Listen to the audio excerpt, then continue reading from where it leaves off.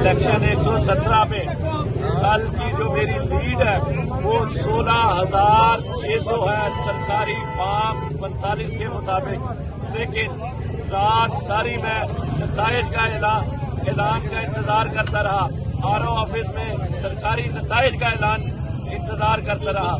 लेकिन आज हमें खबर मिली है कि आरओ ऑफिस उसके अमले को नामालूम अफराद ने यरगमाल बना लिया हुआ है और हलीम खान लोटा जो मेरा मद्दे मुकाबिल था उसको जतवाने की कोशिश की जा रही है।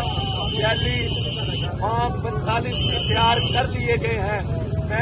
लेकिन मैं इस सियासत में इस मुसीदा गंदा निजाम का खात्मा चाहता था, लेकिन इस मुल्क में जो काबज वाक़या है वो शायद नहीं चाहता कि ये मुसीदा गंदा घटिया निजाम का खात्मा हो।